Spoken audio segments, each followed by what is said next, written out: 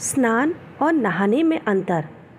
एक बार देवी सत्यभामा ने देवी रुक्मिणी से पूछा कि दीदी, क्या आपको मालूम है कि श्री कृष्ण जी बार बार द्रौपदी से मिलने क्यों जाते हैं?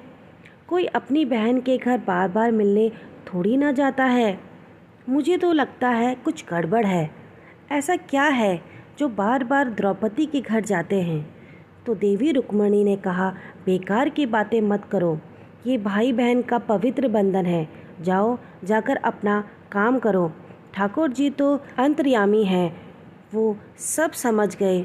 और जब वह कहीं जाने लगे तो देवी सत्यभामा ने पूछा कि प्रभु, आप कहाँ जा रहे हो?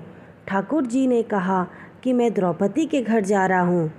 अब तो सत्यभामा जी और बेचैन हो गई और तुरंत देवी रुक्मिणी से बोली, देखो दीदी, फिर वही द्रौपदी के घर जा रहे हैं। कृष्ण जी ने कहा कि क्या तुम भी हमारे साथ चलोगी?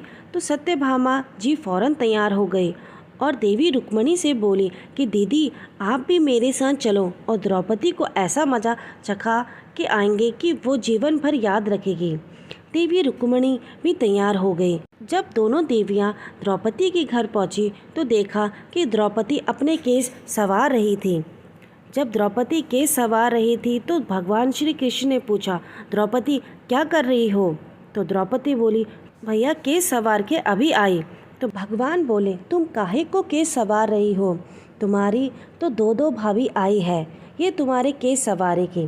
फिर कृष्ण जी ने देवी सत्यभामा से कहा कि तुम जाओ और द्रौपदी के सिर में तेल लगाओ, और देवी रुक्मिणी, तुम जाकर द्रौपदी की चोटी करो।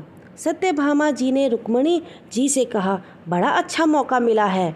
ऐसा तेल लगाऊंगी कि इसकी खोपड़ी के एक एक बाल तोड़ के रख दूंगी। और जैसे ही सत्यभामा जी ने द्रौपदी के सिर में तेल लगाना शुरू किया और एक बाल को तोड़ा तो बाल तोड़ते ही आवाज़ आई, हे कृष्ण। फिर दूसरा बाल तोड़ा, फिर आवाज़ आई, हे कृष्ण।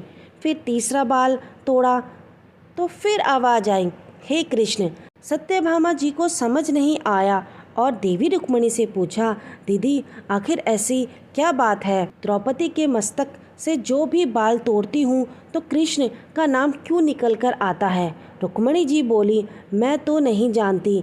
पीछे से भगवान बोले, देवी सत्यभामा, तुम देवी रुक्मिणी से पूछ रही थी कि मैं दौड़ दौड़ कर इस द्रौपदी के घर क्यों जाता हूँ?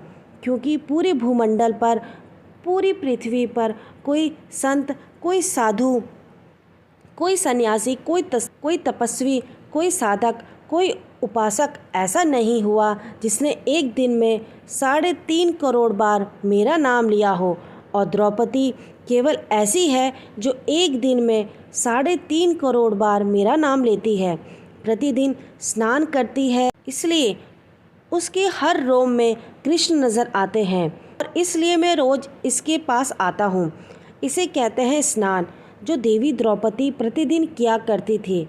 और हम जो हर रोज़ साबुन, शैम्पू और तेल लगाकर अपने तन को स्वच्छ करते हैं, इसको केवल नहाना कहा जाता है। स्नान का मतलब है हमारे शरीर में 3.5 करोड़ रोम छेद हैं। जब नारायण से पूछा गया, ये 3.5 करोड़ रोम छेद किन कामों के लिए किए गए हैं, तो नारायण ने कहा, जब मनुष्य 3.5 करोड़ बार भगवान का नाम ले लेता है तब जीवन में एक बार उसका स्नान हो पाता है। इसको कहते हैं स्नान। इसलिए श्री कृष्ण का नाम तब तक जपते रहें जब तक 3.5 करोड़ बार भगवान का नाम ना जप लें।